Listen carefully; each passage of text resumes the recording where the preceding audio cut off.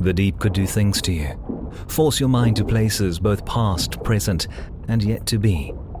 She could feel it pushing against her psyche as she sat upon the floor at the very back of the one-man submersible, as far away as she could get from the vessel's command seat while she mentally prepared for what was to come. Fortunately for her, autopilot routing had been set to navigate home by its original passenger, and just as well. Derby Bell had little desire to watch the endless darkness of the ocean slide over the cockpit.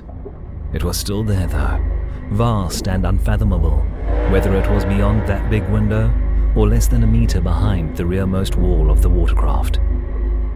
It was easy to get lost in thought down here. She couldn't help but wonder if this was the end of the world as they knew it, or at least as humanity expected it to be. If they'd come far enough for Kraken to expose the fragility of the window they'd all been looking through, that it might come crashing apart in her lifetime. Hubris, fatalism, and narcissism were most certainly the sort of cocktail that might allow a mere mortal such as herself to glimpse the inner working of it all from where she sat, many leagues beneath the sea. To imagine she could see the plan, as it were, or perhaps the edges of one. Had she been given a glimpse of divinity, become manifest in the body of an old android? Rivik, could that thing have had a soul? Was her daughter a piece to this puzzle, or did her mystery belong to another one altogether? Had they all just provoked the whims of chaos too many times as a species, meddled where one was not to do so, stirred the proverbial pot? Was it that simple? Could be. Except the pot had already been stirred, hadn't it? Before they'd even started, before anyone had the nerve to look up in search of the stairway to God's throne, already built, sitting there, empty, waiting for Kraken to find it. Or at least, that was the narrative. Derby had found that one could follow behind if you were ambitious enough, perfecting body and soul, submitting to surgery that expanded the mind, opened it to wield psychic power that bent and twisted the hum and rhythm of what was possible, became better at it than anyone ever had. So yes, she'd climbed long enough to know that there was no going back.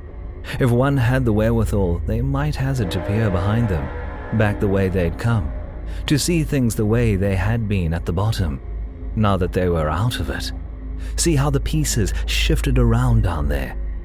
It was nothing more than a hive, filling its time with incessant, instinctual toiling, people doing their little jobs, drunk on distraction that might span the entirety of their lives, eating, sleeping, and fucking, oblivious and as such completely inconsequential.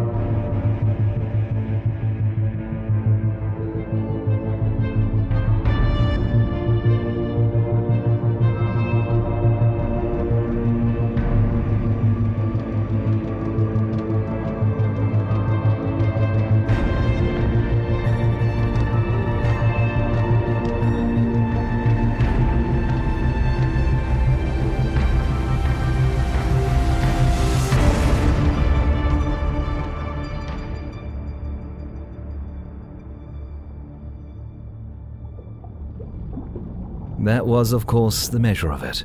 Of fate, she had decided. It was neither force nor magic, certainly not out of the control of man or ascending God.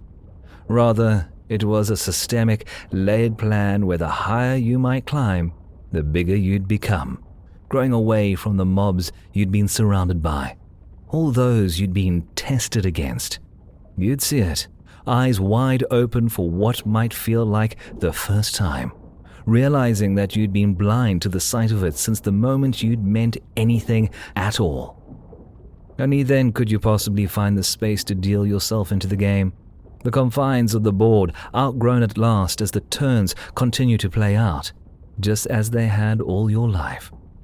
She caught a glimpse of its sublime motion long ago, saw the gears line up in a single colossal effort to push the hand on the clock just 1 minute closer to the last move it'd ever take.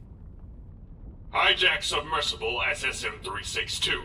Identify yourself and stand down.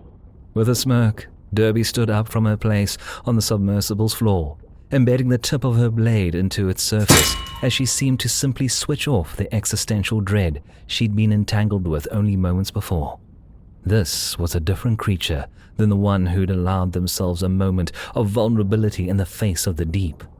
With a flick of her eyes, she navigated the menu on her battlesuit to extend and initiate its built-in breathing. Her smile only grew behind the mask as she accepted the invitation for dialogue with Poseidon's reach. Rebel Control, have you ever had a moment of paralysis? One where you were alone, standing under the shade of the most impenetrable darkness, real or imagined, and felt that little tingle? Your instincts screaming as if to warn you that you're not actually alone at all? That someone or something has their eyes on you, and if you spent even a single moment longer in the shadow, well, you'll just never find your way back up to the light.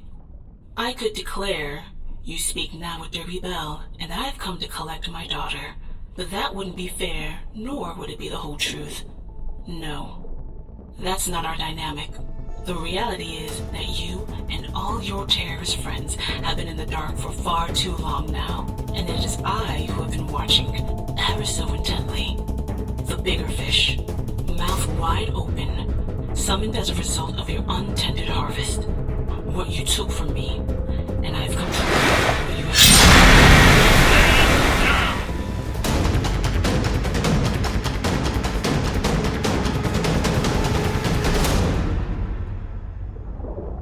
Their move was obvious, Derby thought to herself, as she playfully rounded her way back to the aft of the submersible, and to the sword she'd left lodged in the floor.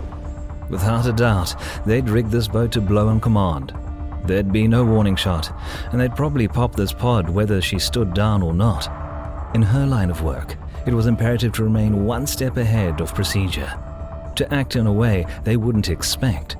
Furrowing her brow at what was to come, the assassin pushed down hard enough on the blade to cause a gushing torrent of ocean water to swell up and into the newly breached hull of the vessel. With a quick tug, she freed the sword from the rupture, sheathing it on her back before returning to the cockpit of the compromised watercraft, just as it sealed itself off, separating quickly from its wounded body. This was the lifepod function of the craft, and the start of her plan to weaponize it. She found herself smiling again as it suddenly shot away into the deep, just as she'd hoped. You see, the automated system naturally had only two choices when securing the life of its passenger.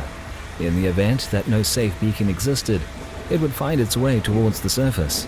That was the most common reaction the safety algorithm took. In the event, however, that a signal belonging to a ship or facility large enough to accommodate the rescue was active, the pod would find its occupant into the waiting hands of those who could handle the emergency. In this case, it would seek out the Poseidon's reach and dock itself into a secure holding cell. They would come for her, rifles in hand and orders to kill, but it wouldn't matter. They'd only be the first to die. She'd send terrorist after terrorist to their maker until she found her daughter.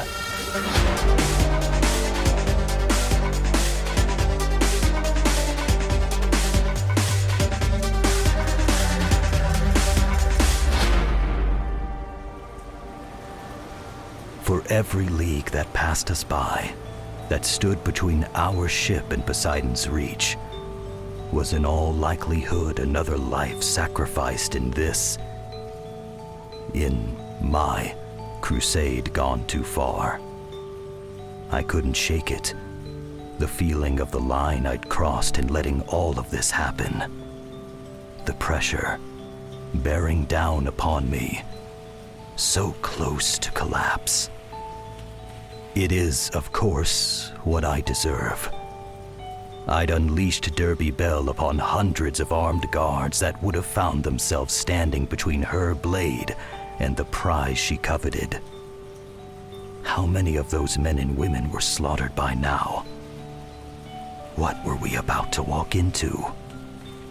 It wasn't long before Commander Hart's ship was hooking up to the Reach's autodock, the impending action in our near future doing little to settle my mind. I know better than most the sort of hole that is left behind when someone dies. I felt it running through me. changing me each time. I've read the last moments of dying men, the regrets of the lost. Things, impossible things, left undone. Dreams unfulfilled. I had always been the witness, the detective. This time, it was I who was responsible, whether anyone would ever know it. And I would have to live with that knowledge, with what is to come, and the choices I've already made. Aw, looks like we're late to the party. Shit. They didn't have a chance. She docked and just cut through the pressure door like it was nothing. Her blade, a Caprican prototype, monofilament edge. This door was meant to act as a seal, not a cell. She met coordinated resistance here. Their bullets couldn't penetrate her telekinetic defenses. A bubble. She redirected the bullets. I sense another in her wake. Keep moving. We have a lot of ground to cover before we get to your Alex. This is Jillian Hart. All remaining battle-ready hands converge on the Hart. She's here to take our guest home. It remains imperative that this does not happen. Oh, good to hear your voice, boss. We've got problems on the bridge. Everything's going, well, haywire up here. Some sort of old-school virus bouncing around our closed system. Can't flush it out like we could up on the open grid. Don't know how long we can hold things together without your overrides. 3rd and 7th decks are already flooded. We need you. Hold tight. I'll be right there. Fuck. Ballard, you and your group need to hold this ground. You can't let her escape, and I'm needed elsewhere. Do you understand? Well, not gonna happen, sweetheart. We're going in. Besides, can't see as if your bunch fared any better than this lot. This isn't a game! If Alex gets out of here, that just can't happen. You need to trust me. So you've said. Still haven't heard a good reason why. God damn it. There's something under the city, beneath even Poseidon's reach. She's tapped into it somehow. As far as we know, she's the only one who can. Not even Kraken has the key. Maybe that's because she is the key. I don't know. What I do know, though, is that we've been keeping her subdued, asleep. Imprisoned. You've kidnapped and imprisoned her. We can have this little human rights debate after we get the assassin out of my aquacology, Mr. Grant. Until then, we did the only thing we could do. Now I need to get to command or else we're all gonna be sitting at the bottom of the ocean. And by my count, you're the only one who's got gills. Hold the line, Nick.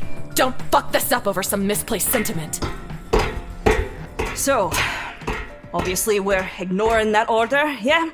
Obviously. Or at least, you and Waylon are. I'm going to stay here for the time being, in case she gives you the slip, is all. If Jill's right about anything, it's that Darby can't be permitted to leave with that girl. Not till we figure this out. Oh? You're gonna stop her all by yourself then? Mix her a drink from that case you've got there and have a wee chat. The thought had occurred to me. But no, this case here is actually an old friend of mine. As you've rightly assumed, it does contain a small travelling inventory of spirits. Though its primary function is to act as my own little gun for hire. After all, we both know I can't shoot for shit. Never leave home without a good turret watching your back, I say. Impressive. Jonny, we need to go. You be careful. If she gets past us, just don't take any risks with Belle, is all. Do you hear?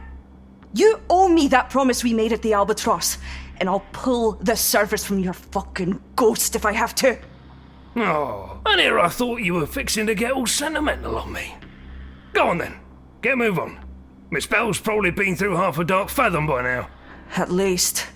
Come on, Waylon. Mr. Ballard, thank you for seeing this through. Yeah, well, a man's got to own his mistakes. Ain't anybody out there that's going to atone on your behalf. Now, go on. would you? I've only got so many kernels of wisdom to hand out.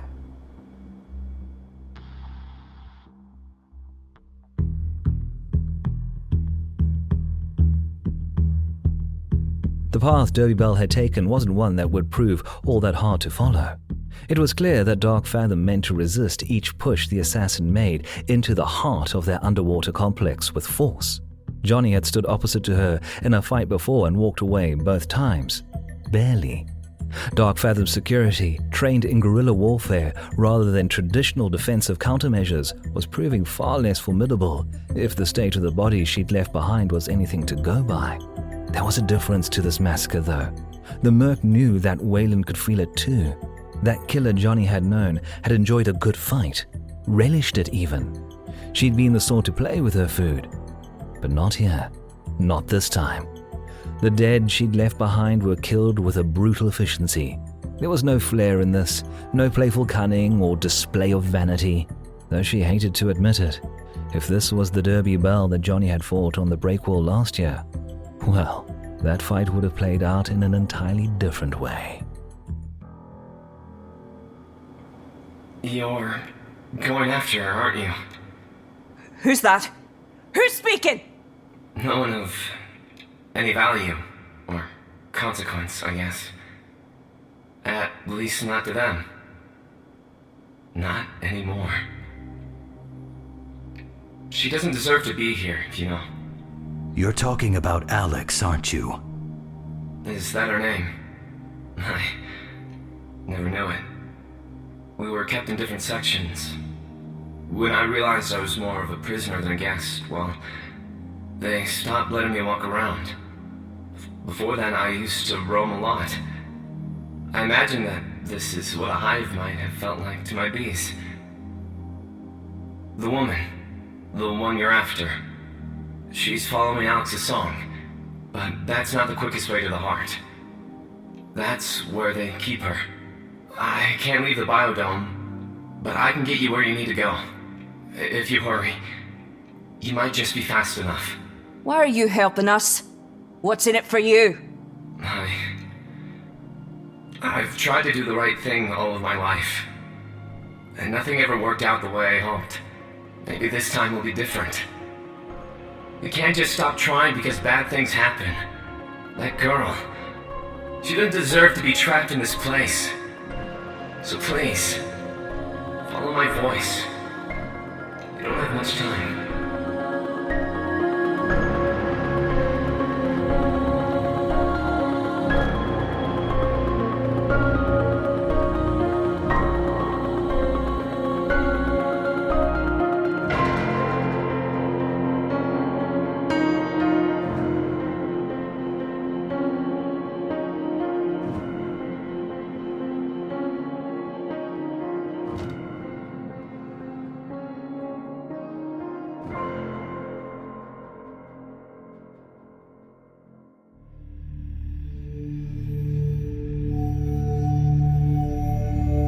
You've been listening to Cybernautica Undertow, brought to you by Red Fathom Entertainment.